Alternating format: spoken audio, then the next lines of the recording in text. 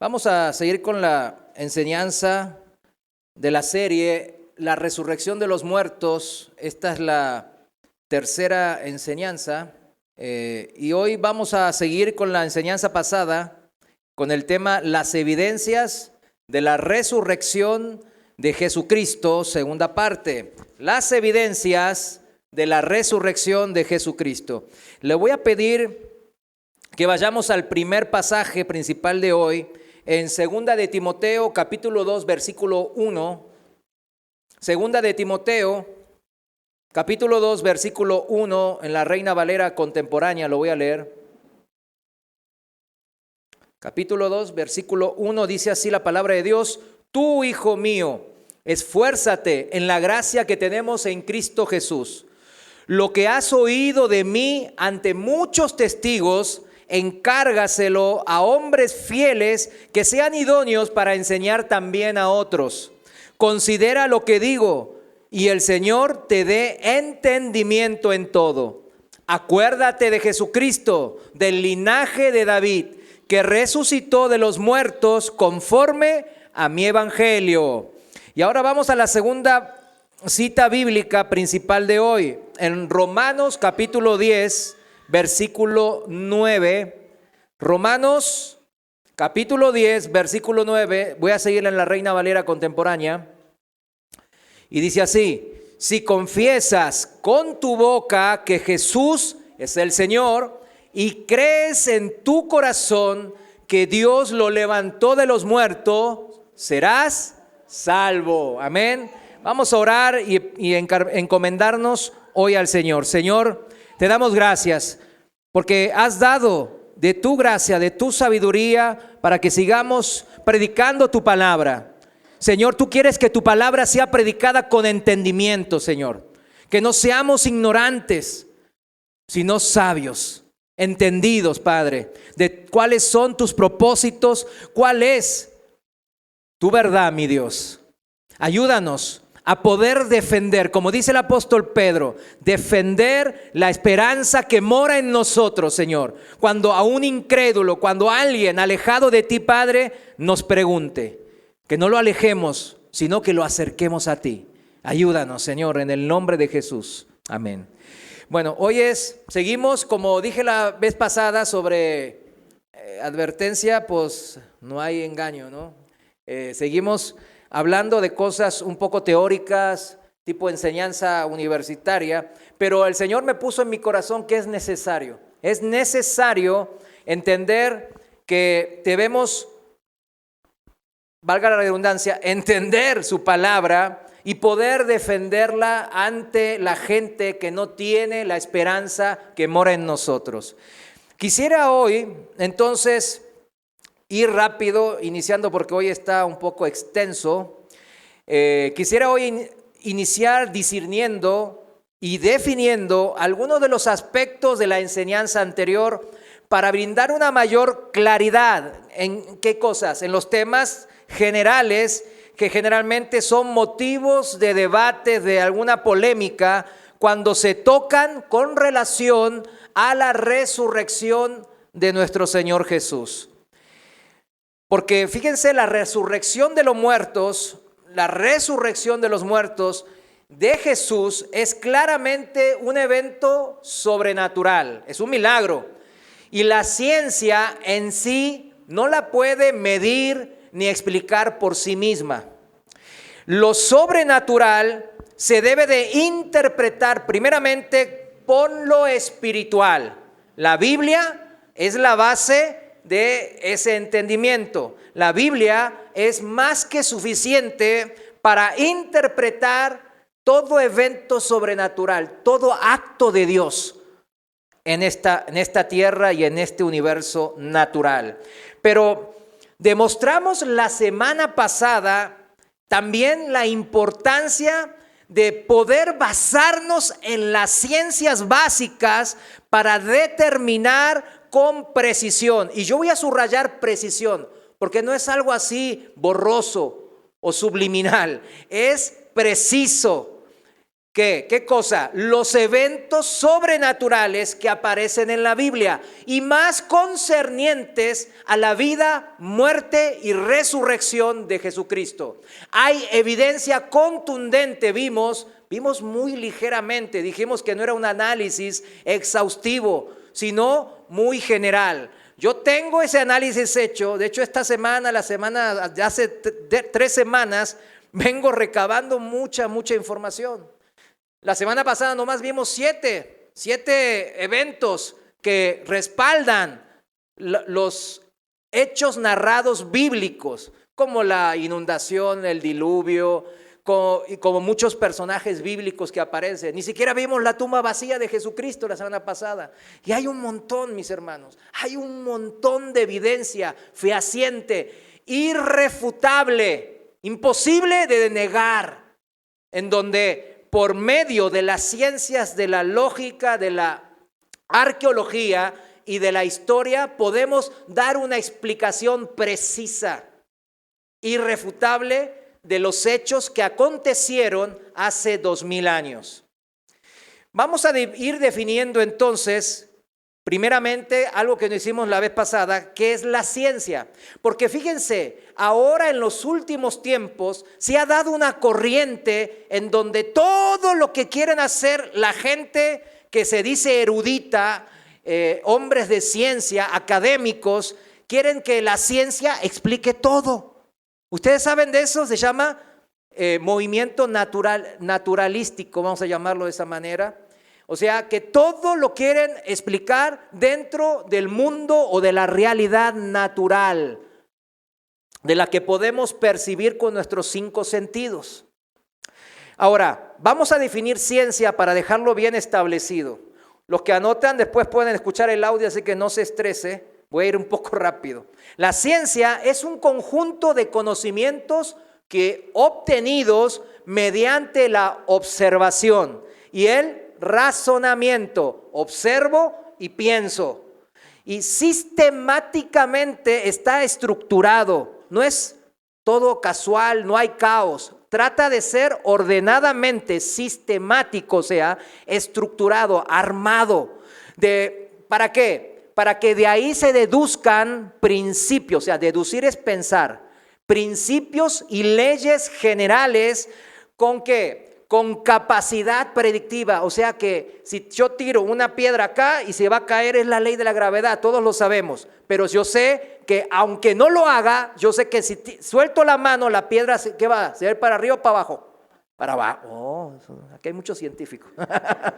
Fíjense. Entonces, y esas leyes y principios de la ciencia nos determinan ¿qué cosa? Algo que podemos predecir. Pasó y va a pasar porque es una ley de las ciencias naturales. Es comprobable por medio de un experimento. Yo sé que aquí muchos de los jóvenes hace poco están refrescando alguna cosa que vieron en biología y en sus clases de ciencias, ¿no? Miren, con la definición de ciencia que acabamos de mencionar, vemos que se centra en ¿dónde, mis hermanos? En el universo natural, observable. No se puede, mis hermanos, explicar el universo sobrenatural o espiritual, le llamamos los cristianos. Por medio de la ciencia no se puede. Es ahí el gran dilema. He aquí la gran polémica. Pero nosotros ahora lo estamos aprendiendo y ustedes cuando se planten de una manera amorosa y ordenada, pero con entendimiento ante una persona que les demanda, oye, ¿por qué eres cristiano? Oye, ¿por qué crees en Jesús? ¿Te parece lógico? ¿Te parece razonable que Él haya muerto en la cruz y después resucitado y después que dice que se fue volando, ni que fuese Superman? Dice que se fue volando y se hizo más chiquitito y después dice que va a volver, pero ¿dónde está ahora? Porque no se lo ve. O dime en dónde. Esas son preguntas que a nosotros como cristianos nos resultan hasta ingenuas, por no decir tontas, pero debemos tener la paciencia, porque recordemos que todos estuvimos del otro lado. Tenemos que tener la paciencia de saber explicar bien todas estas cosas y el Señor así lo quiere. Mis hermanos, ningún científico puede demostrar la existencia de Dios o su no existencia con los métodos científicos. Hay libros que ahora sacan en donde dicen, Dios no existe, y lo empiezan a explicar con métodos científicos. ¿Usted le parece razonable? Claro que no. No se puede. La ciencia no puede desaprobar a Dios por definición, porque estudia la ciencia los fenómenos naturales, no los fenómenos espirituales o sobrenaturales. ¿Vamos entendiendo hasta ahí?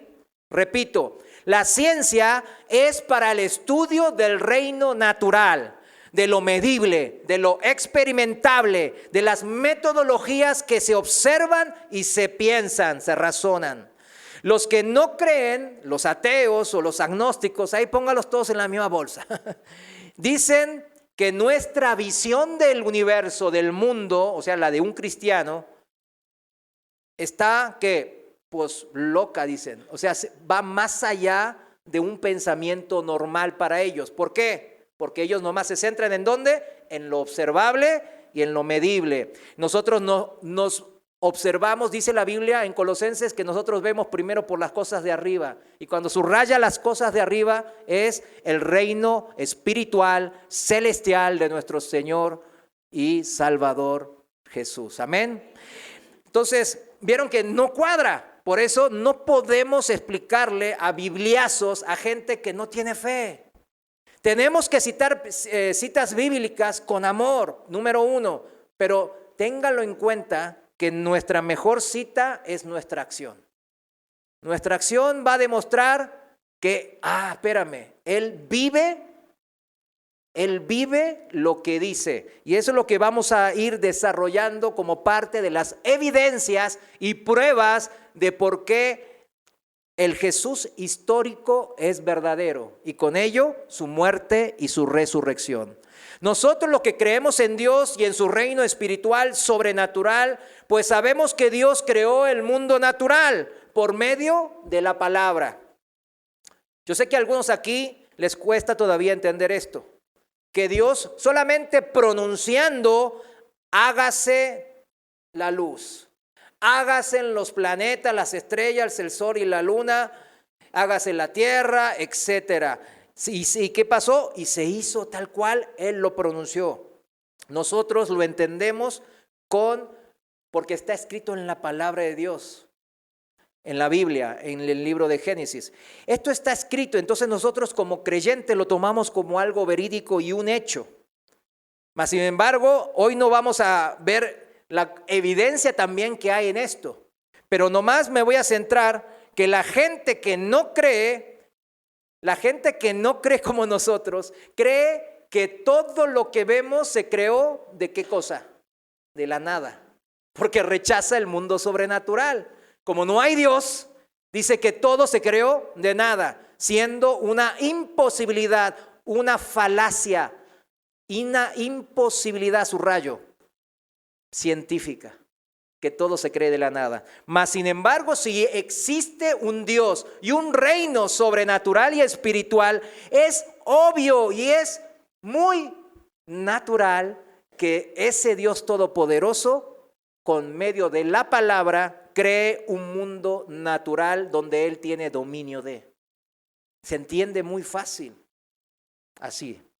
Fíjense, la esencia de esta división es como cuando Jesús le dijo a Poncio Pilato, antes de ser crucificado. Él, cuando Poncio Pilato le estaba preguntando qué es la verdad, ¿tú qué dices a todas las acusaciones? ¿Qué dijo el Señor Jesús? Dijo, mi reino no es de este mundo. Para lo que anota está en Juan 18:36. Mi reino no es de este mundo, porque es lo que nosotros ahora estamos aprendiendo. Hay un mundo espiritual sobrenatural que ejerce influencia sobre el natural. Eso lo vemos narrado a lo largo de la Biblia. Cuando usted ve la Biblia y empieza desde Génesis hasta Apocalipsis, usted se va a encontrar con un mundo natural, como el que usted y yo estamos ahora inmersos. Pero de repente va a ver que un profeta dice que caiga fuego del cielo y cae fuego del cielo.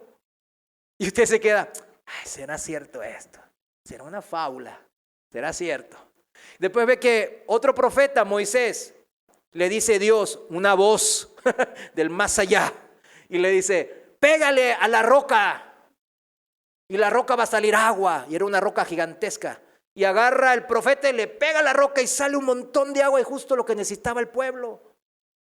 Y uno dice, pues será cierto eso.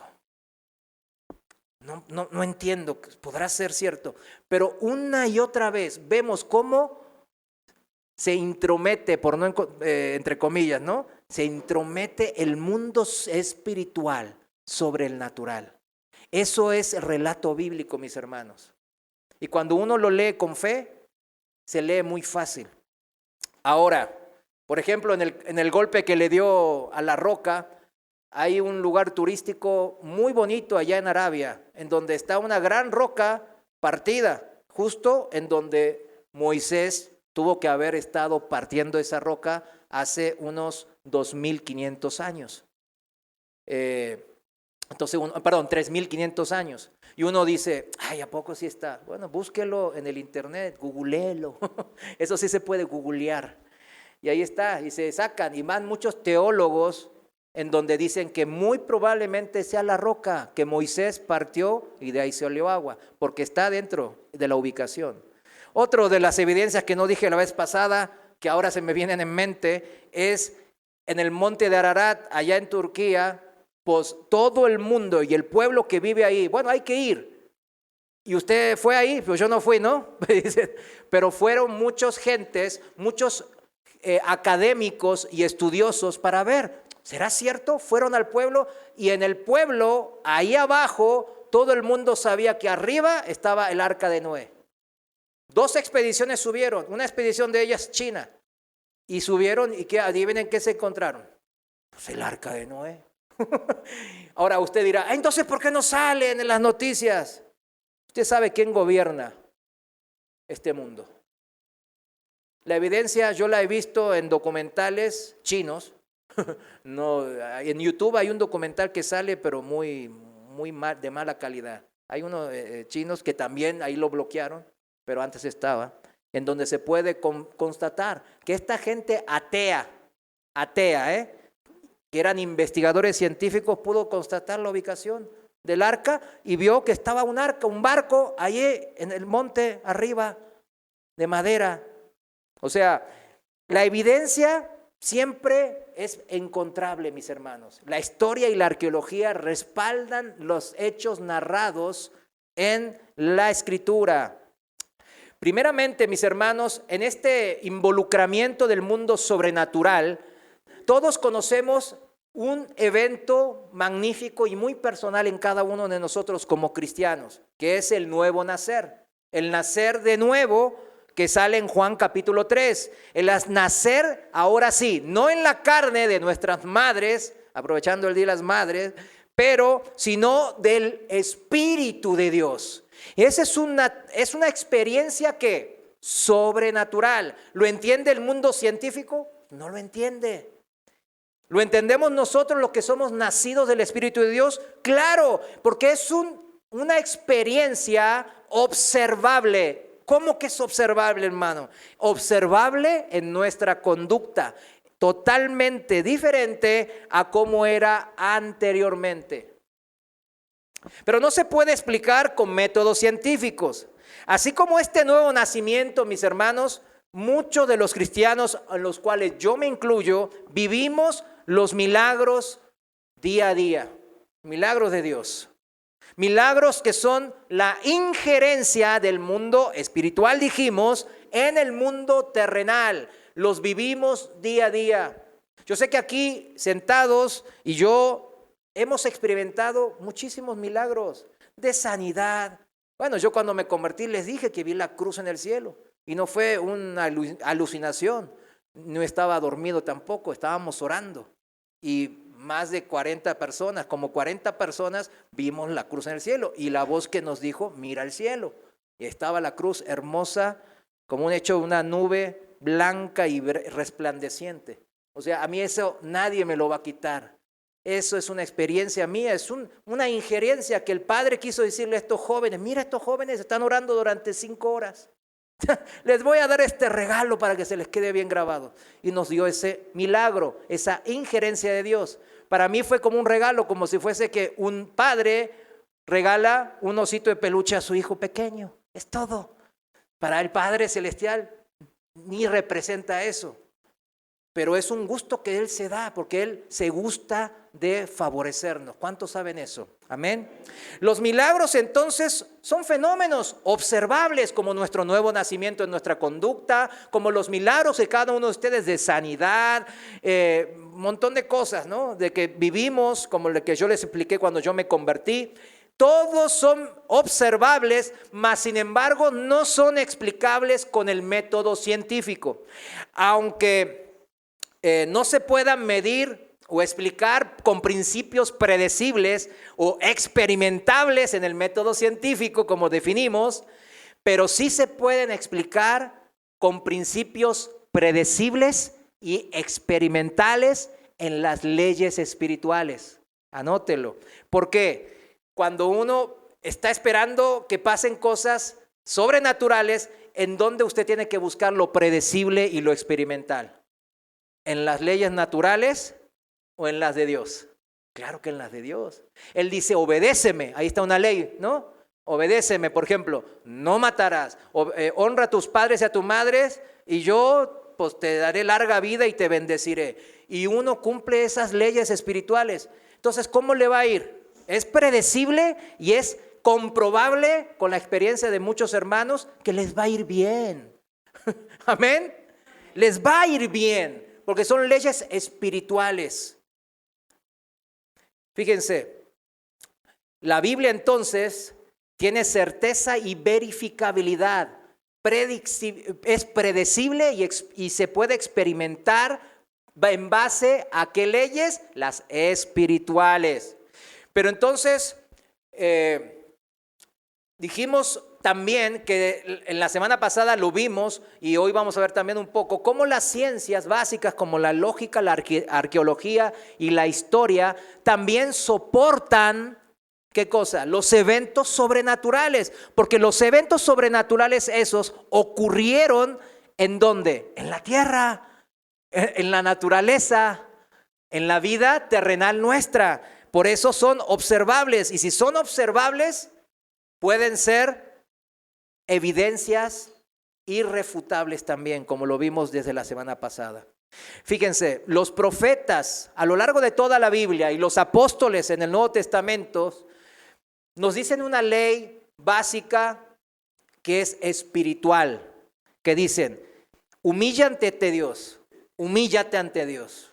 ¿A qué? Humíllate ante tu Creador. ¿Y qué va a hacer? Y Él te va a enaltecer, dice, no, es una ley espiritual. Y después vienen los apóstoles y la especifican esa ley. Y dicen, arrepiéntete de pecados y pon toda tu confianza absolutamente en Dios y no en los hombres. Y en los hombres incluye a ti mismo, o en tu trabajo, o lo que tú tengas. Entonces, son leyes espirituales que Dios nos dice, si seguimos estas leyes espirituales, siempre se van a cumplir. Como las naturales, yo tiro la roca y se cae, es lo mismo. Solo que las leyes naturales sí se pueden romper. ¿Cuándo? Cuando Dios quiere intervenir milagrosamente, sobrenaturalmente sobre este mundo. Esa es la manera de explicarlo. Pero vuelvo a subrayar, pero las leyes espirituales no tienen varianza, porque Dios es espíritu y es la fuente de las leyes, el origen y fuente de las leyes espirituales. Y estas leyes funcionan como lo es su origen, que es Dios, como es inmutable, sin varianza. Por eso podemos decir que la Biblia es confiable, mis hermanos. ¿Por qué? Porque Dios no nos anda cambiando las reglas del juego. Esas son las reglas del juego. Pero muchos ni leen la Biblia y se quejan ante Dios. ¿Cómo quejarme ante Dios si Dios me expuso la Biblia y no estamos viviendo en los tiempos de antes de la imprenta? O sea, todos podemos a un clic abrir una Biblia en nuestro celular o en la computadora. Todos podemos comprar una Biblia en cualquier lado, en 100, en 50 pesos, las Biblias económicas salen. No tenemos excusa, mis hermanos. Pero sí debemos de entender que si no entendemos, si no leemos las leyes espirituales, vamos a cometer infracciones. Eso se llama pecado. Eso se llama infringir o agredir a Dios. Y eso es cuando las leyes espirituales de maldición empiezan a aplicar en mi vida. No es que Dios me maldice, sino que yo mismo me las inflijo. Cuando yo digo, máxima velocidad 60 kilómetros y yo voy a 120, me para un policía o me choco. Después le echo la culpa al gobierno. ¿Usted le parece eso un razonamiento lógico? Claro que no. ¿La culpa de quién es? Mía, por andar por arriba del límite de velocidad. Y después se enojan con el policía y le dice, apenas llega el tránsito, le dice, nomás tú quieres mordida. Y usted andaba a 120 kilómetros quizás. No se debe. Aunque ande a 5, tiene que responder bien ante la autoridad. Amén. Cuando Jesús estuvo en la tierra, Él fue uno de los que más dio ejemplos de estas injerencias. ¿De quién? De el mundo sobrenatural sobre el natural, haciendo muchos milagros. Tantos milagros hizo Jesús que dice el apóstol Juan en su libro que no se podrían meter en todas las bibliotecas del mundo. Esos milagros, claro, no se pueden medir y explicar con el método científico, pero dado los registros arqueológicos e históricos, donde se tienen innumerables, muchísimos testimonios acerca de la vida de Jesús y de lo que Él hizo, podemos llegar a una conclusión lógica y razonable de que Él hizo muchas cosas fuera de lo normal. De hecho, muchos científicos ateos lo llamaban exorcista, o sea, en el sentido o mago, en el sentido que hacía cosas sobrenaturales, inentendibles a la razón humana. Y podemos llegar con una certeza muy milimétrica cuando vemos que esos testimonios y esos registros de los hechos que hizo Jesucristo en su vida hace 2000 años, ¿qué pasa? Hay una certeza. Porque es grande las consecuencias que sus acciones causaron. Cuando Él estaba vivo, causó que innumerables multitudes le siguieran. Y eso está registrado. Y cuando Él murió y resucitó y ascendió a los cielos, eso que Él, sus discípulos siguieron profesando del testimonio del ministerio de Jesús, ¿qué pasó? ¿Se murió o creció? Creció. Por eso hoy nosotros en México, en el 2023, aquí estamos. No estamos por religiosos o de casualidad. O a ver qué, pues me voy un día al budismo y otro día me voy al hinduismo y otro día a la que sea, al mormonismo, después me vengo al cristianismo. A ver, a alguna le voy a pegar, ¿eh? A alguna le pego y me gano el favor de Dios. Así no es. Estamos aquí por convicción. Y yo sé que algunos todavía no están tan convencidos. Y de eso se trata esta serie, mis hermanos. La influencia que tuvo los hechos paranormales, por así llamarlos, los hechos milagrosos que Jesús realizó, hizo que su influencia permanezca más de 2000 años. Y aquí estamos. Y como seguimos las leyes de Cristo espirituales y las vivimos, entonces esas se van a reflejar. Esos milagros, dice Jesús, y ustedes las podrán hacer y aún mayores. Tanta influencia tuvo en los que seguimos esas leyes espirituales que vemos muchos científicos, mis hermanos, que son cristianos. Para la gente que no sabía, hay muchos científicos, hombres de renombres, premios Nobel, que dejaron su huella en la ciencia, que son cristianos, mis hermanos. Muchos de ellos también dijeron que seguían y les gustaba todo esto porque decían que usaban el don que Dios les dio. y lo usaban para conocer más a Dios. Hay un mundo natural y un mundo sobrenatural, que es la causa de la existencia de este mundo que nosotros conocemos. Pero el mundo sobrenatural está por sobre de él, porque en él se ve reflejado el reino espiritual de Dios. Para ellos, para estos hermanos cristianos científicos, es obvio, mis hermanos, que Jesús, que es Dios, creó el universo natural, observable, que puede Él sanar enfermos y volver a la vida a los muertos, que porque Dios está por sobre las leyes de la biología y de la medicina. Jesús puede caminar sobre el agua porque Él está sobre las leyes de la física y de la gravedad. Jesús puede predecir el futuro porque Él mismo creó el tiempo. Él está por sobre las leyes que Él mismo diseñó para darle orden a este mundo natural. Es como dijo un hermano científico americano, que yo sigo mucho, que decía el ejemplo de la computadora. Dice que el creador de la computadora no vive dentro del software ni del hardware de la computadora, sino que ¿dónde está el creador de la computadora? ¿Dentro de la computadora o por fuera? Por fuera. Y él sabe, cuando la computadora se descompone, sabe bien fácil, porque él la creó, sabe qué tiene esa computadora y qué necesita para ser arreglada.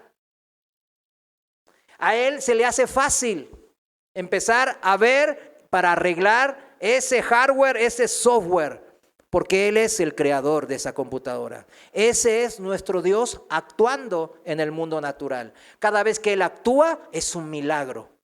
Su palabra es palabra y acción a la vez. Por eso nosotros llevamos el poder de Dios.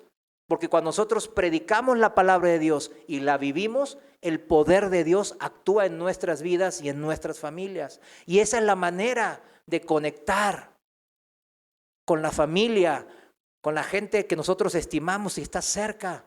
Y después esa gente también va a recibir ese poder, porque lo ve viviendo y manifestándose en la vida del que lo compartió.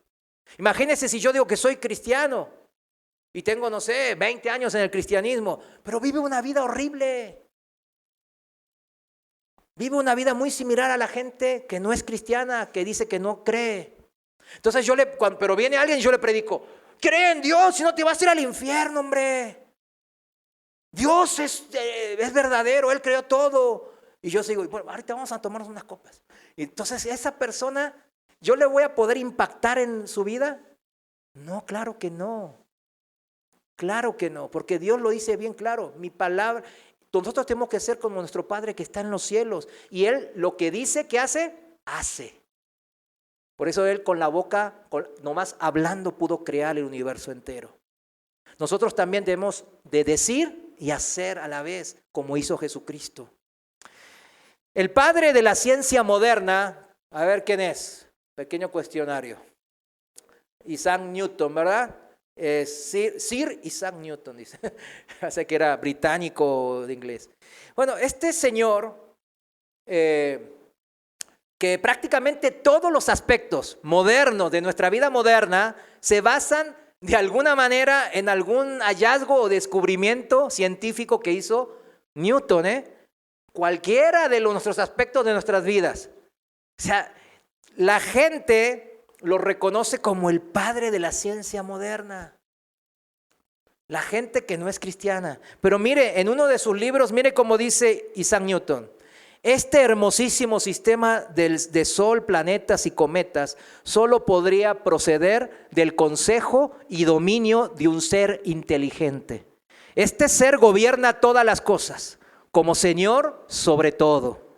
El Dios supremo es un ser eterno, infinito y absolutamente perfecto. Él se maravillaba en Dios y él era científico.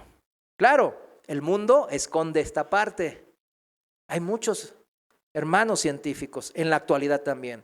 Fíjense, esta influencia dramática del reino espiritual no solo es sobre las grandes mentes de la historia, sino también sobre todas las personas del mundo y Él se le ofreció este poder de Dios de impactar y de entender más allá del mundo natural a todo el mundo, a todo. Y dispuso del único medio para entender sobre este reino espiritual, el reino de Dios. ¿Cuál es? La palabra escrita en la Biblia. Punto. El único método. Y es la Biblia, fíjense que es la Biblia, y lo vamos a ver a lo largo de la enseñanza, es la Biblia la evidencia máxima histórica y arqueológica de que los hechos que se narran ahí son ciertos. Muchos científicos ahí o ateos dicen, no, es que pues, te estás explicando con la misma Biblia. Y uno en fe le puede decir, es que la Biblia se explica a sí misma y es correcto. Y nosotros como hombres de fe así le pensamos. Pero, ¿qué debemos de decir ahí? Es que la Biblia es el libro que más impreso y vendido en toda la historia. Es el libro más traducido en toda la historia. Es el libro más distribuido en toda la historia. Y es el libro más antiguo que más copias tiene de toda la historia. Entonces, es la evidencia arqueológica histórica más evidente y más razonable de toda la historia. Claro, la Biblia, usted dice, entonces se encontraron muchos libros así como los que vemos ahora. Algunos hasta pensará, archivos de PDF, ¿no? Eran papiros, eran códex, le decían, manuscritos, en donde se encontraban hasta fragmentos.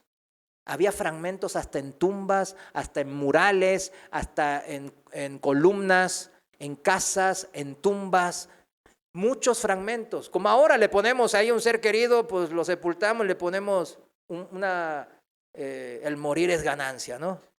Y el muerto le da, no, pues tú. Pero fíjense, entonces uno hace eso y después pasan miles de años.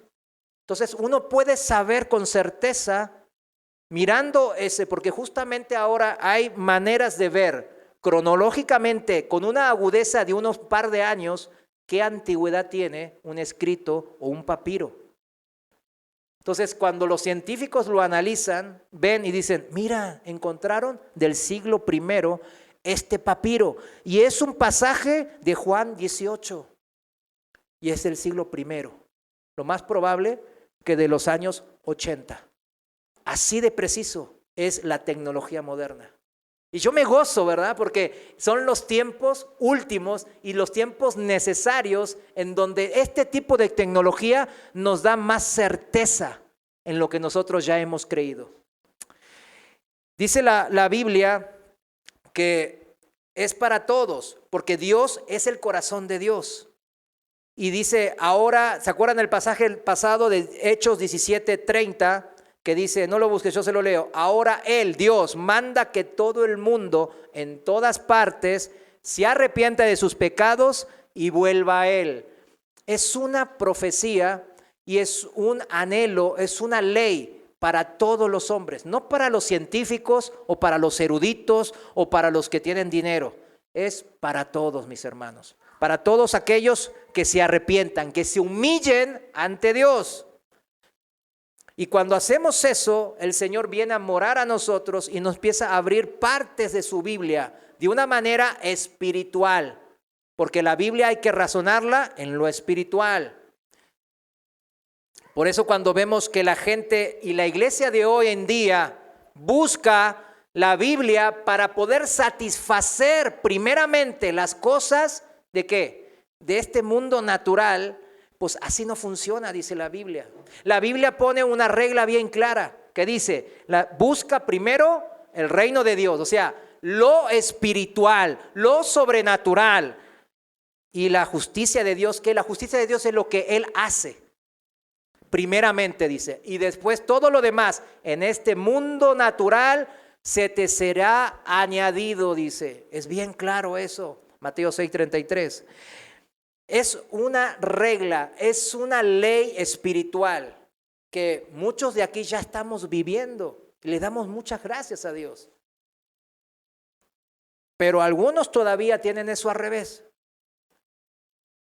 Cuando uno viene en incredulidad al trono de la gracia de Dios, Dios sí, ¿qué viene buscando? Sanidad, está en una depresión, necesita trabajo, necesita alguna ayuda financiera. ¿Dios qué hace? Dios lo ayuda porque necesita, con eso Él hace que se acerque, pero después le empieza a leer la cartilla. ¿Qué es la cartilla? La Biblia, las leyes espirituales. Ok, mijo, ya te sané, ya te hice el milagro. Ahora léela para que empieces a caminar correctamente. ¿Y qué hacemos? Muchas veces no lo hacemos. Pero por eso nos congregamos, mis hermanos. Hermanos, ¿cómo podemos saber que esta palabra de Dios ha sido de tanta influencia a tantas personas a lo largo de toda la historia de la humanidad?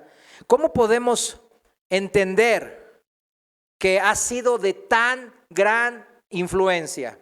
Yo lo mencioné hace un rato y les dije bien claro. Nomás les voy a decir algunos números que dije la vez pasada, pero para que entendamos que la Biblia es la evidencia más grande arqueológica e histórica de la humanidad. La Biblia ostenta el récord Guinness. ¿Sabe lo que es el récord Guinness, no? Récord Guinness del libro más vendido y distribuido, porque si tenía una duda, vaya y búsquelo en el récord Guinness. De toda la historia de la humanidad, con más de 5,000 millones, 5,000 millones de copias. 5,000, por lejos es el primero. El segundo ni se le acerca, mis hermanos. Y ni se incluyen las copias no oficiales que muchísimas iglesias a lo largo de todos los siglos hicieron e hacemos para compartir a una persona. No se incluye eso, solamente las copias de las impresoras oficiales. Pero ¿por qué la Biblia es el libro más vendido y distribuido de la historia de la humanidad?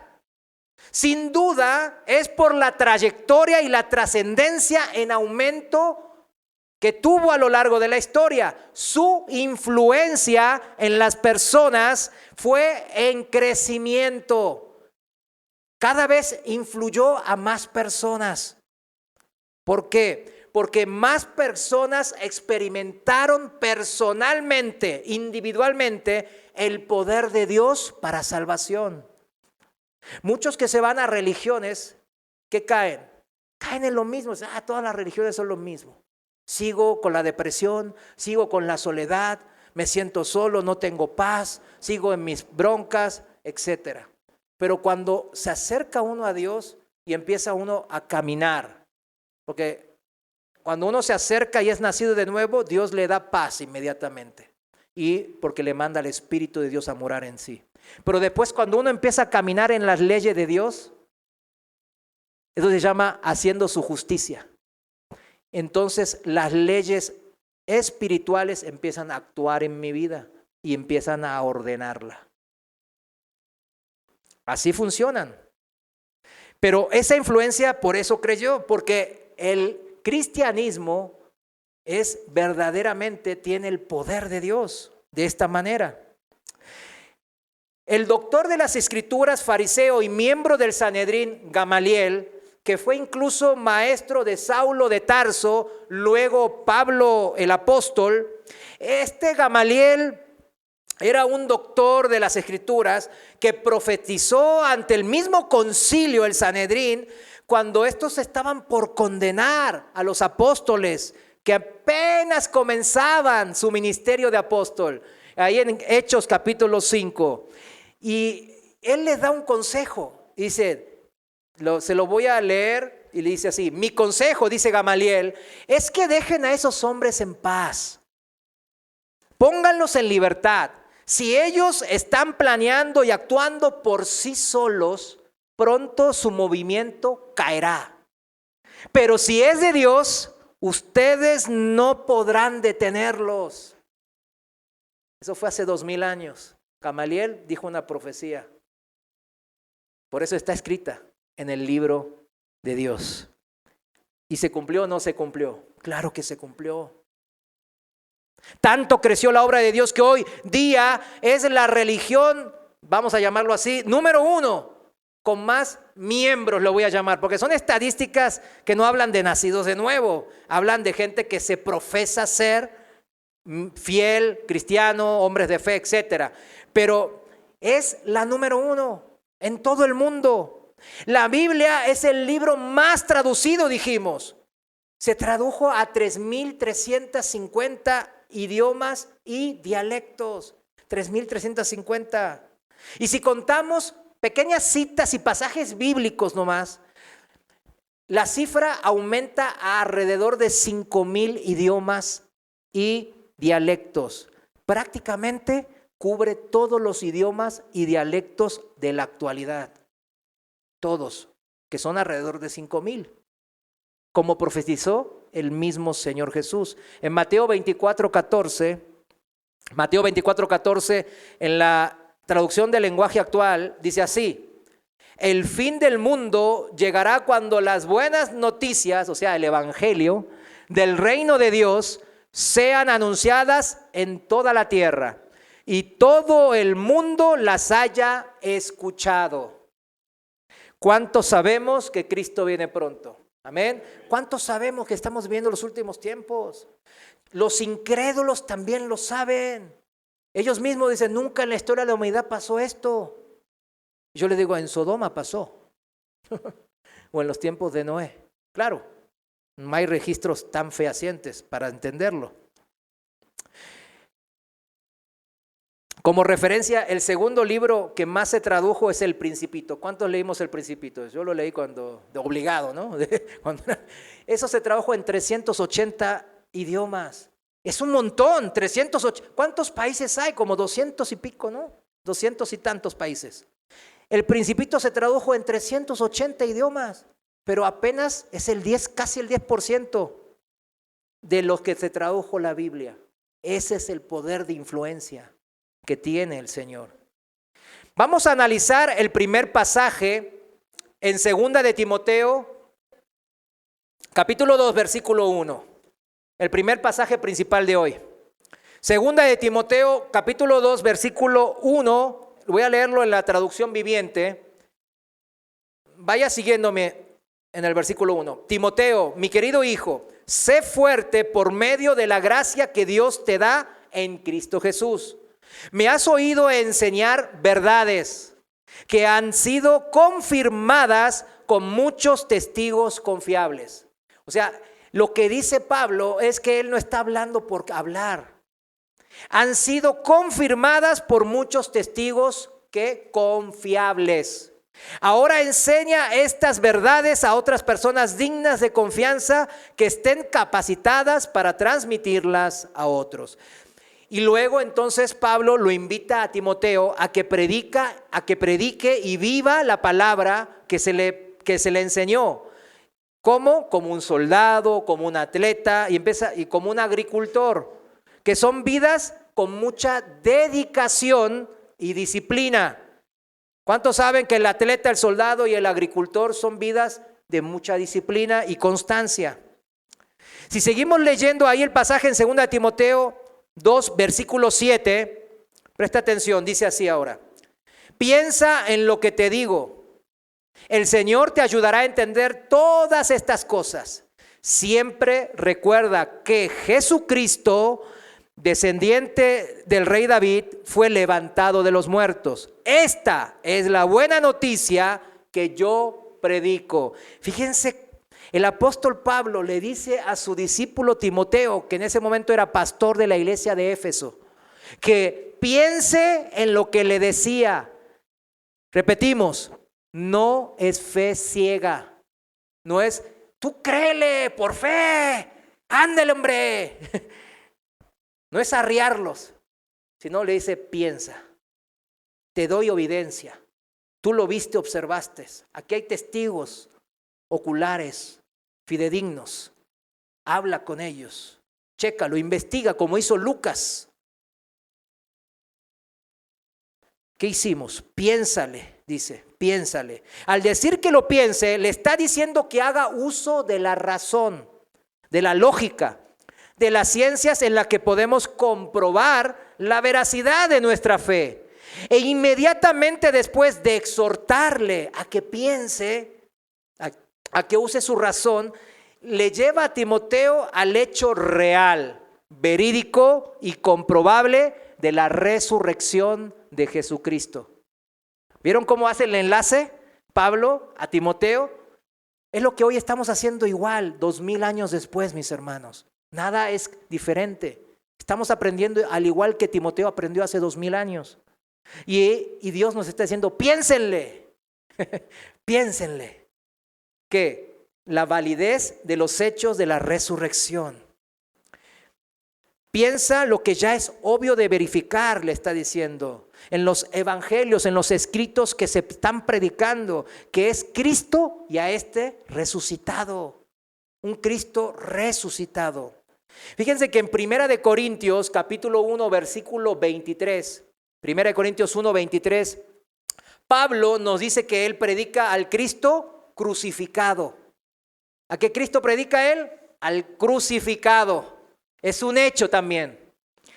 Y en este pasaje de 2 de Timoteo, capítulo 2, versículos 7 y 8, Pablo predica ¿a quién? Al Cristo resucitado.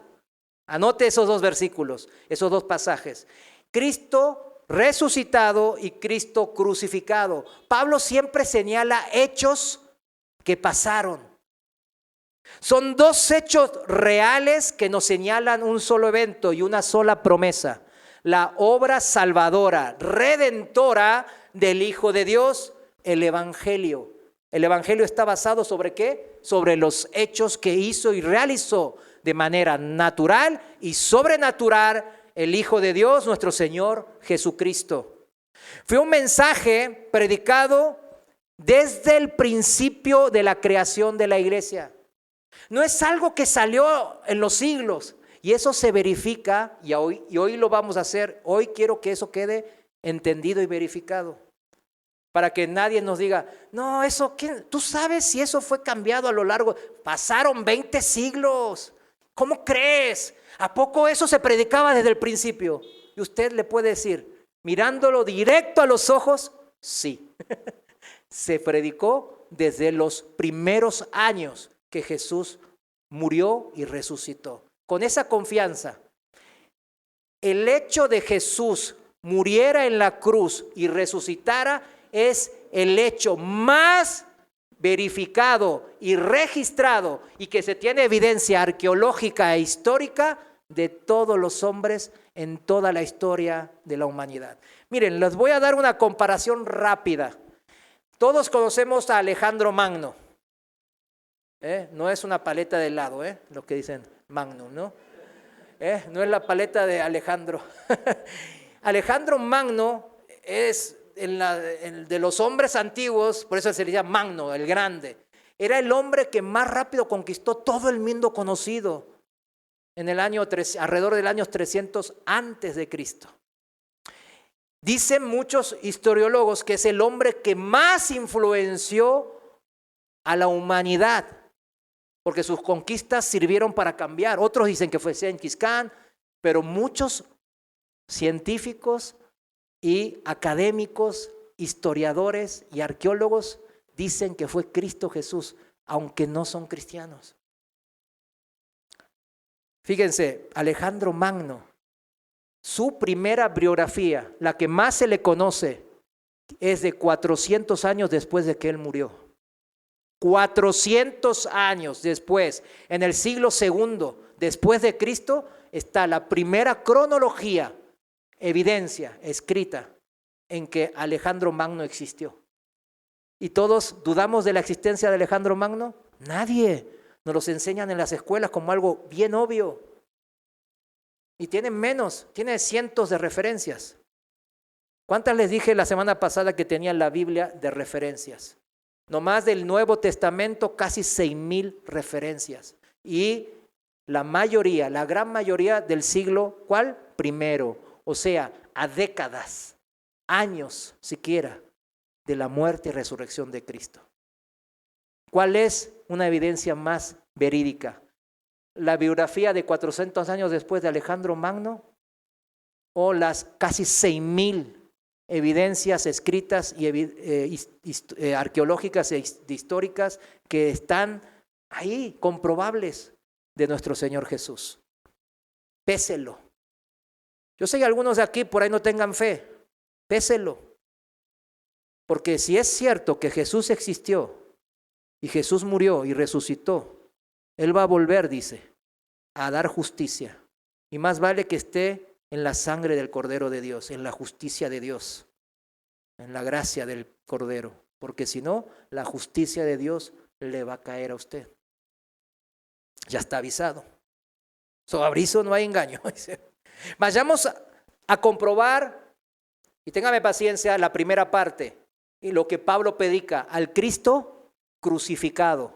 Vamos a ver algunas, no todas las evidencias, ya dije que no es exhaustiva. Las evidencias arqueológicas e históricas son contundentes. No solo hay innumerables fuentes cristianas del primer siglo y del segundo siglo, porque después hay escritos no canónicos que no participan en el canon de la Biblia, pero que son de los llamados padres de la iglesia, como Clemente o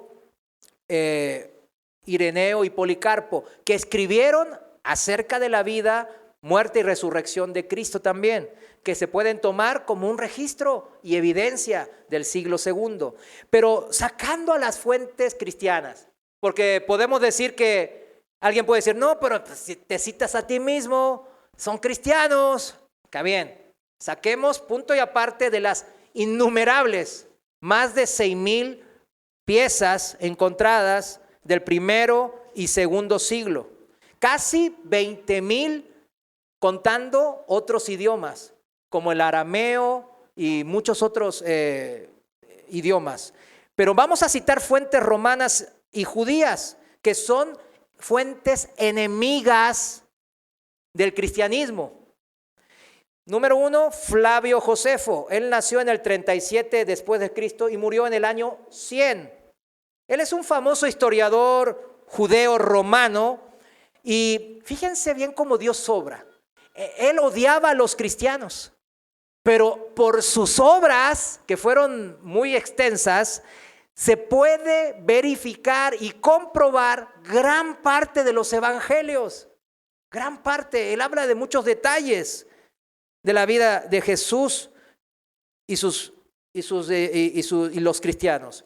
Número 2, me voy rápido, el historiador político romano y procónsul, y llegó a grandes rangos de la política, Tácito. No sé si algunos lo hayan escuchado. Él nació en el año 56 después de Cristo, o sea, es contemporáneo de los apóstoles y de la primera generación de cristianos.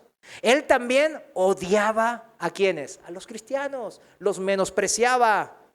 Pero él también habla específicamente por escrito, y ahí están las evidencias, en donde él dice que existió Jesús, murió en la cruz a manos de Poncio Pilato, y después dicen, pues ya que lo que resucitó, ya él no lo dice porque no es cristiano, pero él dice, bueno, pues ahí están sus seguidores. Entonces hay que ver. Otra fuente en donde se cita y hay evidencias escritas de la existencia de Jesús crucificado es Plinio el Joven.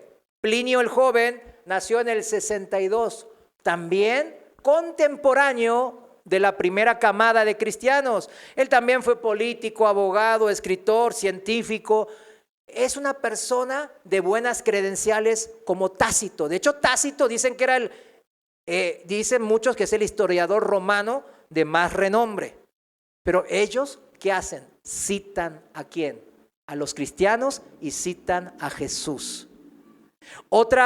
La cuarta que voy a citar por ahí, la última, hay muchos más, ¿no? Pero es la literatura rabínica judía de los primeros siglos. Llámese Talmud. En el Talmud también aparece la mención de la muerte de Jesús. Claro, lo despotrica, lo calumnia y lo menosprecia. Pero aparece escrita la muerte de Jesús. Fíjense, con total seguridad les voy a decir esto.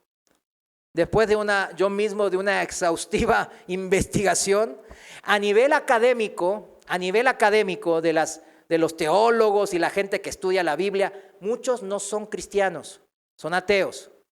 A nivel académico, sin importar si es cristiano o no, nadie, absolutamente nadie, duda de la existencia de Jesús y de la muerte de cruz. Usted investíguelo por su propia cuenta. Va a llegar a la conclusión que yo llegué.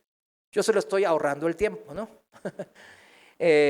Por más ateo que sea el académico y el profesor y el doctorado de no sé qué cosas tenga, nadie pone en tela de juicio la cantidad de evidencia histórica y arqueológica de las más variadas fuentes que existen del Jesús histórico y que Él muere condenado a la cruz. Eso es un hecho histórico irrefutable aún entre los más ateos de los ateos.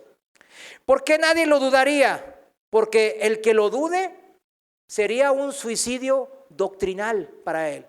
Nadie compraría su libro porque sería fácilmente refutable. Hay mucha evidencia.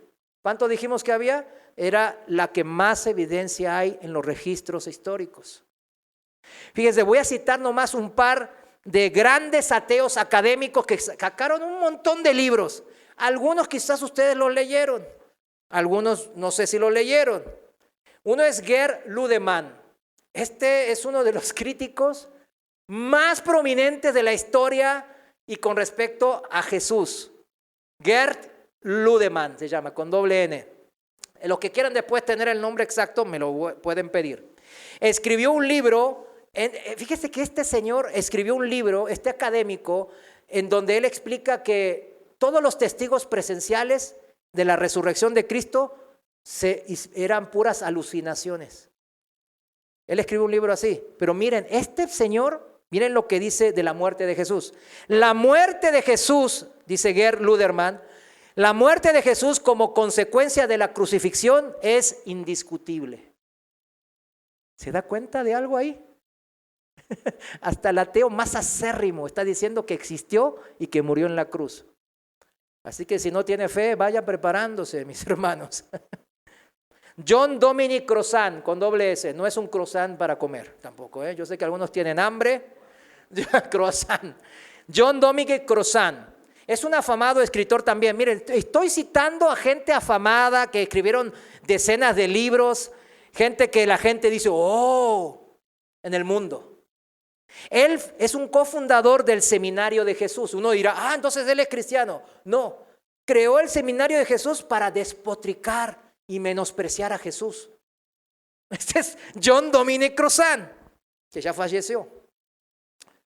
Espero que se haya arrepentido, ¿no? Llegó a llamar a Jesús un simple campesino judío en ese seminario. Miren lo que dijo John Dominic Crossan. No hay la menor duda acerca del hecho de la crucifixión de Jesús bajo Poncio Pilato. Fíjense, yo cuando leí esto hasta, mira, de vuelta se me hizo la piel así. Se me hizo la piel coreanita. Es que es increíble, mis hermanos. Es increíble. Muchos son ateos porque no investigan quizás un poco. Marcus Borg con B de bueno o de burro. Teólogo, una de las voces más influyentes del llamado cristianismo liberal. Ya saben a cuál me refiero. Cristianismo liberal. También miembro del controvertido Seminario Jesús. Bueno, él denigraba constantemente en sus libros la figura del Jesús histórico. Pero miren, ¿por qué? Porque él sabía que existió. Entonces nomás le tiraba palos. Y miren lo que dijo. La ejecución de Jesús es el hecho más seguro respecto al Jesús histórico. O sea, Jesús murió en la cruz. Eso está diciendo. Pinchas Lapid, un teólogo judío, historiador de Israel. dijo, la muerte de Jesús por crucifixión es históricamente cierto. Fíjese que este Pinchas Lapid, este hombre luego termina aceptando, ¿sabe qué? Hasta la veracidad de la resurrección de Cristo, pero no se hace cristiano. Después lo veremos. Paula Fredriksen es una historiadora estadounidense, pues muy académica y del cristianismo, de las antigüedades. Miren lo que dijo esta académica historiadora.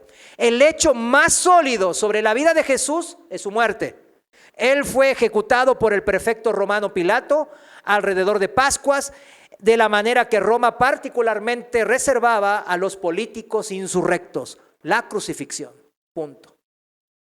Bart Ehrman, este es un académico tremendo. Era cristiano al principio, pero se volvió ateo. Dice Bart Ehrman, uno de los hechos históricos más seguros es que Jesús fue crucificado por órdenes del prefecto romano de Judea, Poncio Pilato. ¿Por qué les leo lo que estos ateos y gente sin fe o académicos del mundo dicen? Porque no hay nadie mejor para confirmar que el enemigo del evangelio, para saber que Jesús sí existió, fue un hecho. Por eso antes y después de Cristo no es casual, mis hermanos. Él existió y Él murió en la cruz. Vaya haciéndose a la idea. Vamos, deme 10 minutos nomás, mis hermanos, porque quiero cerrar el Cristo resucitado ahora de 2 de Timoteo 2. Es una evidencia fáctica, contundente, tanto histórica como arqueológica, al igual que el Cristo que crucificado. Uno dirá, no, esa es más difícil, hermano. Es igual. Fíjense, si volvemos a 2 de Timoteo capítulo 2, en la Reina Valera, en el versículo 8, dice así, acuérdate de Jesucristo del linaje de David, que resucitó de los muertos conforme a mi evangelio. En la traducción viviente decía, siempre recuerda. En la Reina Valera dice, acuérdate. En el griego, ejercer memoria. Ejercer memoria.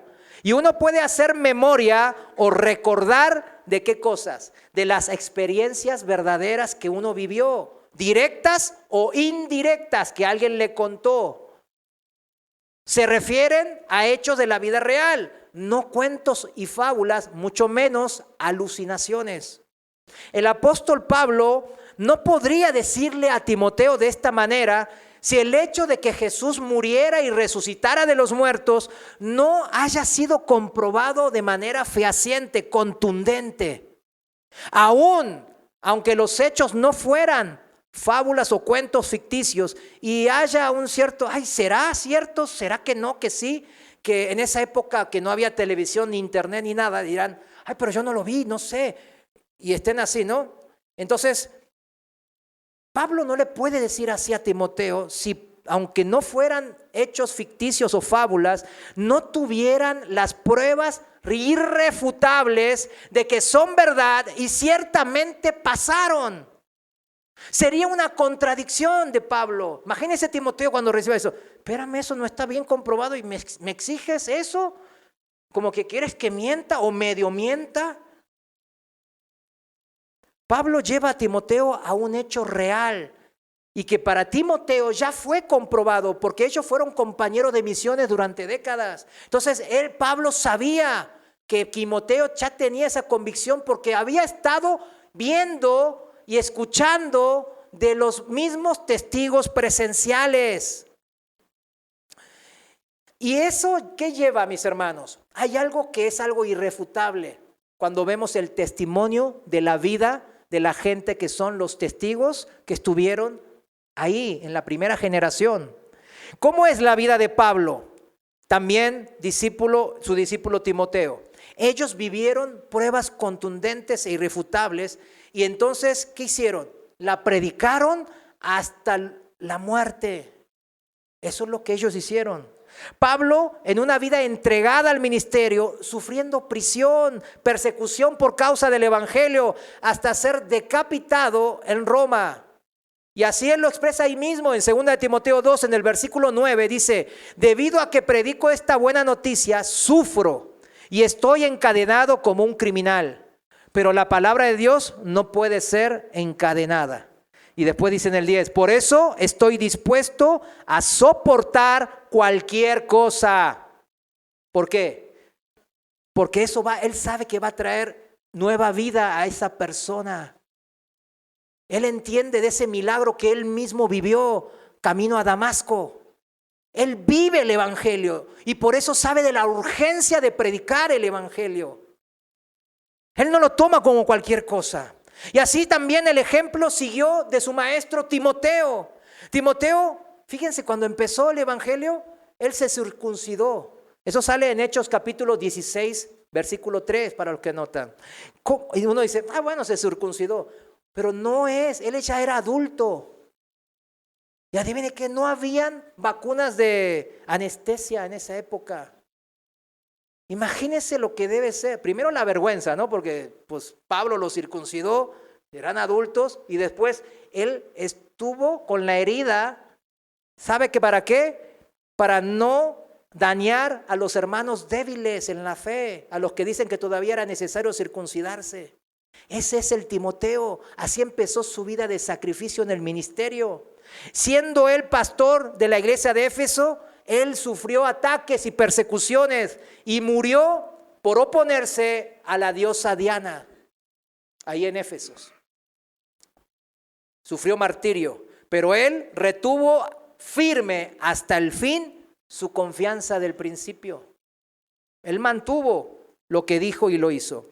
Igual que todos los apóstoles, los primeros testigos, vivieron bajo persecución y sufrimientos tremendos, atroces. Y casi todos murieron martirizados, crucificados, apedreados, decapitados, quemados vivos. Y uno dice, pero ellos fueron fieles a ti, Señor, ¿por qué permitiste eso? Porque el Señor quería dejar evidencia. Y esta es la mejor evidencia. ¿Se acuerdan? El teólogo, historiador judío Pinchas Lapid. Fíjense, él pasó a creer la evidencia histórica de la resurrección de Cristo, siendo judío, no creyendo en Cristo. Dijo, la evidencia histórica de la resurrección de Jesús es buena. No, dijo, es muy buena. Y dice, porque estaba impresionado el Lapid. Estoy impresionado por la transformación de los discípulos de un grupo asustado y desesperado cuando Jesús es apresado en el jardín de Getsemaní a pasar a ser una sociedad misionera poderosa, confiada y entregada hasta la muerte. Solo un evento histórico real puede explicar esto. Hasta él que no cree, o sea, ¿vieron la incongruencia, no? El aferrarse a su propia religión. No quiero creer en Cristo, pero entiendo de que la evidencia empírica, histórica, de que Jesús pudo haber resucitado de los muertos es muy grande, es muy buena, dice. Por la reacción de todos los primeros testigos. Cómo pasaron de unos asustadizos. ¿Se acuerdan cómo se salieron todos corriendo? Hasta uno salió corriendo desnudo. Nadie estaba en la cruz, solamente Juan. Todos en donde estaban, escondidos, temblando de miedo. Y cuando Cristo se les aparece, aquí estoy. Como les dije que iba a ser, resucité de los muertos. ¿Qué cree que provocaría eso en usted? Piénselo usted, señálese a sí mismo y diga, híjole, si alguien dice que va a morir y va a resucitar en 3 días, primero uno dice, pamplina, sí, claro. Pero cuando lo hace y viene y se le aparece enfrente, primero se pega el susto de su vida, ¿verdad? ¡Ay! Y después empieza a razonar. No, espérame. Entonces, es verdad. Y él dijo que era el Hijo de Dios y que va a ascender y que va a volver en justicia y va a fundar un reino eternal aquí en la tierra. Entonces, ¿qué haces? Aunque me estén cortando la mano, me estén decapitando, me estén quemando vivo. Que es justamente, y con eso quiero terminar para seguir en la próxima enseñanza dentro de 2 semanas. Estamos viviendo los últimos tiempos, mis hermanos. Pero ¿cuál es la iglesia que Jesucristo se va a encontrar cuando Él regrese? La iglesia primitiva, la primera generación, era esta iglesia que morían comidos por leones y osos y tigres en los coliseos romanos. Niños, piense, un niño, que mi niño esté aquí, mi hijo está aquí y se lo devore el león y me devore también a mí. O mi esposa se muera quemada enfrente mío. Eso es lo que hacían con los primeros cristianos, pero ellos no renegaban de la fe. ¿Por qué cree? Por la evidencia contundente, que aún gente que se dice cristiana y religiosa y atea, dice, no puedo refutar tanta evidencia abrumadora. Pero nosotros después de 2000 años somos esa última generación ahora, mis hermanos. ¿Cómo nos va a encontrar Jesús? ¿A la primera dobladita de dedo va a llorar y renegar de Cristo? ¿O va a aguantar como hizo aquella primera generación? Aunque me decapiten, aunque me quemen vivo, aunque me crucifiquen. Yo sé en quién he confiado y por eso no voy a renegar.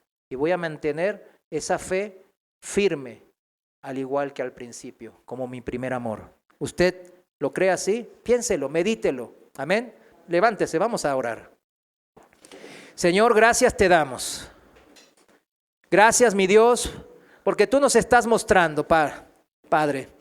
Nos estás mostrando que hay evidencia abrumadora, innumerable, irrefutable, innegable. Tanta es tu evidencia que gente que no cree en ti, que te rechaza, que te menosprecia, tiene que aceptar que Dios se hizo hombre y caminó en esta tierra como nosotros hace 2000 años. Y que ese Jesús de Nazaret, Dios con nosotros, murió en la cruz, en las manos del prefecto Poncio Pilato. Y fue crucificado y murió y sepultado. Pero al tercer día se levantó de los muertos. Señor, sabemos que eso no podría ser posible si los discípulos que no tenían valor cambiaron a unas personas con un espíritu de valor y amor, que predicaba tu evangelio en temor y temblor, no de los hombres, sino de ti, mi Dios. A pesar de toda circunstancia y persecución, a pesar de morir muertes horribles, trágicas, martirizados, porque la misma palabra de Dios lo dice, tu palabra dice que seamos tus testigos. Y la palabra en el original griego significa mártires, mártires ante el mundo. Y eso fue aquella primera generación de tu iglesia. Señor, hoy estamos a muy poco de que tú regreses. Quizás seamos esta última generación de cristianos. Queremos ser como aquella primera generación, recordando nuestro primer amor, que eres tú, Señor, Cristo.